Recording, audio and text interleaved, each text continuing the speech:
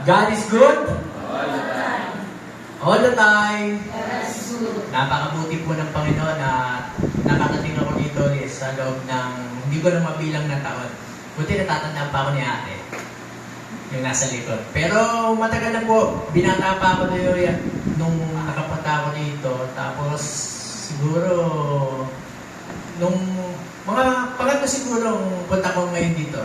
Kasi yung una, binata pa ako. Tapos, nung ang elder pa ay si Brother Albert, kung natatandaan nyo, Albert Magsali, na nag-speaker dito, nakasama rin po ako sa kanya. At ngayon yung pangatlo. At welcome, Brother Mark.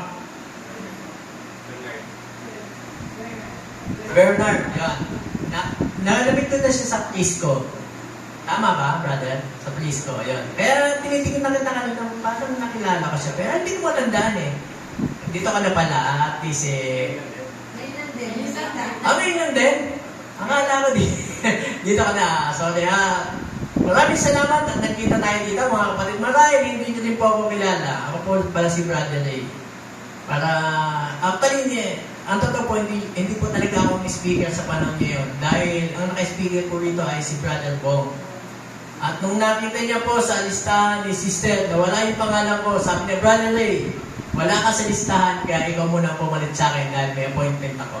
Ayun po ano yan, at kung aksidente mo po napunta dito ay puli ng Panginoon sapagkat nadala ko muli kayo mga kapatid. Sa umaga pong ito, ang ating pong pag-aaralan ay continuation lang ng ating pinag-aaralan ng buong nakaraang mga araw. At ito po ay pinamagatan kong I Will Survive. Nakita ko na napakahirap talaga ng buhay sa panahon ngayon dahil kung mabasa po natin sa Aklat ng Mateo, ang sabi po dito sa Aklat ng Mateo ay marahil nararanasan na natin to na kung babasahin po natin sa Aklat ng Matthew para masundan niyo po, introduction naman po ito. Ito yung Matthew 24:6 hanggang 12. Sabi dito, bibilisan ko lang yung pagbasa para hindi mo po talaga ito yung main introduction. Sabi po dito ay makakaminig kayo ng mga digmaan, mga limangaw ng mga digmaan. Ingatan ninyo na huwag kayong magalmihanan sapagkat kinakailangan hindi mangyari, dadapat hindi pa ang wakas. Sapagkat magsisitindig ang bansa laban sa bansa at ang karyan laban sa karyan at magkakagutom at dilindol sa iba't ibang dako. Ang lahat ng mga bagay po na ito ay narinig mo, nakikita natin at nararamdaman natin mga kapatid sa ayon at sa gusto ay alam kong nararamdaman nyo ang mga bagay nito. Dadapat, sabi nga, ang mga bagay nito ay siyang pasimula ng kahirapan kung magkagay, bibigay kayo sa kapigatian at kay papatayin at kay kapukutan ng lahat ng mga bansa dahil sa aking pangalan. At kung magkagayon, marami ang mga titisod at mga kakaluluhan ang isa't isa at mga kakaputan ang isa't isa. At magsisibangon ang maraming bulang propeta at kanilang nililigaw ang marami dahil sa pagsagana ng katampalasanan ang pag-ibig ng marami ay lalimig. Mga kapatid, ang mga to na binabanggit ko sa inyo sa umagang ito ay nangyayari na. Maliban sa isang bagay na lang ang hindi nangyayari dito. At ito yung sinasabi dito, kung magkagay, ibibigay kayo sa kapigatian at kay papatayin at kay kapuputan ng lahat ng bansa dahil sa aking pangalan. Hindi na po, ito po yung mga hindi pa nangyayari.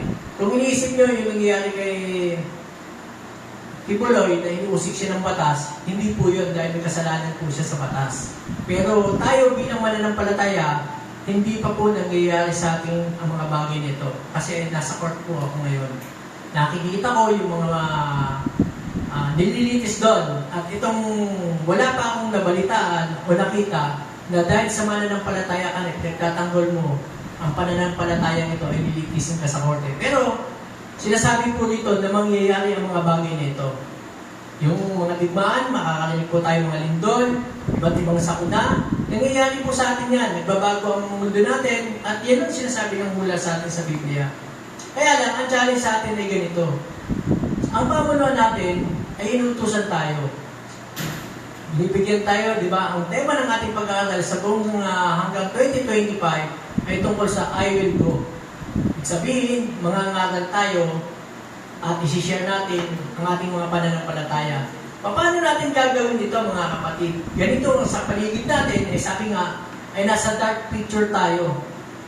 nasa madilim na kalagayan tayo sa panahon ngayon. Sabi nga agad, marami ang mga tao na nanulumbalik sa droga. Maraming mga taong hindi mo alam kung bakit nagkakagano sila o masyado silang na-stress sa buhay nila. Talagang magulo yung natin sa paligid natin. Kung papansin ninyo sa atin mga Adventista, hindi na po ako lalayo. Marami tayong mga kapatid sa pananampalataya na na-involve sa mga ganito. Nakakalungkot pero yun po yung katotohanan na mga kabataan natin ay nagigibang ugali at na-involve sa mga ganon. Kasi nga, hindi naman po kinasamula to, ito pwede natin mga kapatid. Ang sinasabi dito ay mangyayari talaga to kung tayo ay patuloy na papagamit sa kasamaan. Kaya ang sabi sa atin dito, paano natin gagampanan ang ating mga tungkulin kung sa kabila ng mga kapaligiran natin ay puro kaguluhan. Sabi nga, hindi tayo mapalagay, hindi tayo at is ating mga gagawin. Sabi kailangan, kung gagawa ka ng isang bagay, ay kailangan magkaroon ka ng tinatawag na matinding determinasyon para makamit mo. Naalala ko yung matinding determinasyon yung parang magkaroon ka ng inspirasyon para magawa mo yung isang bagay. Kanina, yung sinasabi natin na kailangan dumaan tayo sa training. Sino nagpamaster kayo sa kabataan? Meron pa kabataan dito? Meron pa master guide na dito? Wala. Wala po. Yan. Kailangan, tapos na sa master guide. Di ba? Nadaan kayo sa mga training, di ba? Mga training, yung tipong kahirapan kayo, pagkapangin kayo, yung mga bagay na hindi nyo gusto, yun ang pagagawa sa inyo. At pag ginagawa nyo, kung wala kang matinding determinasyon o inspirasyon, hindi ka magsasurvive doon. Tama ba? Hindi mo magagawa yun kasi laban sa kalooban mo yun, yung mga ganung mga bagay. Kaya dapat magkaroon ka ng tinatawag na determinasyon. Sa atin bilang mananampalataya, bilang mga Adventist, kailangan magkaroon tayo ng, bukod sa motivation, ay magkaroon tayo ng inspirasyon sa ating pang-araw-araw na pamumuhay, lalo na sa panahon ngayon. Kaya ang pamagat ng ating topic, o pamagat ng ating pag-aaral ngayon ay pinamagatang I will survive. Napakaganda, no? Kailangan magkaroon tayo ng inspirasyon sa ating paano natin gagawin ito? Yung mga pinag-aralan natin ng mga nakaraan, sabi nga, magkaroon tayo ng tinatawag na armor of God, yung mga tinatawag breastplate, sandals of, yan, hindi ko na masyadong kasi nasa laptop yun, wala pa ng laptop dito, kaya lang tayo nag-manual. Kaya, sa tulong ng Panginoon, siguro may share natin yung mga bagay na yun na dapat, kung tutusin, ang lahat ng mga bagay na inuutos sa atin ay tumutukoy walang iba kundi sa salita ng Diyos. Kaya, sabi dito, magkaroon lang tayo ng dapat tanda na itong bagay paano mag-survive sa panahon natin ngayon. Ang sabi dito, una ay kailangan malaman natin na tayo ay ginawa ng Panginoon. Sabi dito sa Psalms 113:14, I praise you because I am fearfully and wonderfully made. Your works are wonderful. I know that full well. Sabi nga, ako'y nagpapasalamat sa iyo sapagkat nilalang ako na kagilakalabot, kagilagilalas at kagilagilalas ang iyong mga gawa at nalalang mabuti ng aking kaluluwa. Pag sinabing fearfully and wonderfully made, sabihin, bakit daw? Because tayo ay created sa image ng ating Panginoon, no? Sabi ganoon, so God created man in His own image, in the image of God, He created him, male and female, He created them. Sabi ganoon na tayo nilalang ng Diyos, ang tao ay sa kanyang sariling larawan, ay sa larawan ng Diyos, siya ay nilalang niya sila ng babae at lalaki. Sabi ganoon, paano tayo magkakaroon ng inspiration sa ganon? Ang Panginoong Isus sabi nga, matapos siyang dumanas, ng kahirapan. Kung mapapansin po natin mga kapatid, yung dinanas ng ating Panginoon na kahirapan, yung kahirapan na dinaranas natin sa panahon ngayon, wala sa kaligtasan ng ating Panginoon. Katulad ng mga training yung pinagdadaanan ng Master Guide ngayon, sabi ko nga, kung ikukumpara ko yan sa mga naging training ko, wala yan sa katiting na dinadaanan. Kaya, dapat tayo magkaroon ng tinatawag na inspirasyon. At ito, dapat natin malaman na ang Panginoon ay bago natin danasin ang mga bagay na ito, ay dinanas na ito ng ating Panginoon na pinahirapan siya, sabi nga gano'n, pagkatapos niyang buhatin, sabi nga yung cross, hampasin, lapastanganin, talipustahin, at marami pang bagay na ginawa sa kanya, no? Ay nagtagumpay ang ating Panginoon. Pero may magsasabi sa atin kaya naman siya nagtagumpay dahil Diyos siya. Diba? Pumapasok sa isipan natin na kaya nagtagumpay ang Panginoon sa mga ganong pagsubok dahil Diyos siya. Maling tama ka, pero sinasabi sa atin ng pag-aaral ngayon na kaya siya nagkatawang tao dahil tao tayo para maramdaman natin yung naramdaman ng Panginoon ay para maramdaman din natin. At yung naramdaman natin ay naramdaman din ng Panginoon. Kaya walang dahilan para hindi tayo mag-survive sa panahon ito kung ano man yung dinaranas natin sa buhay na kahirapan. Sabi, dapat nating maitanim sa ating puso't isipan na tayo ay hindi tayo nilalang na mahina. Na tayo malakas ang ating spiritual na tinataglay. Na tayo, sabi nga, kung ang pyesa mo ng isang sasakyan ay sa magandang pyesa, original, magiging matibay ang sasakyan nito, tama ba, brother? At ganoon din tayo, ang pyesa natin ay mula sa Panginoon. Created tayo sa Kanyang larawan.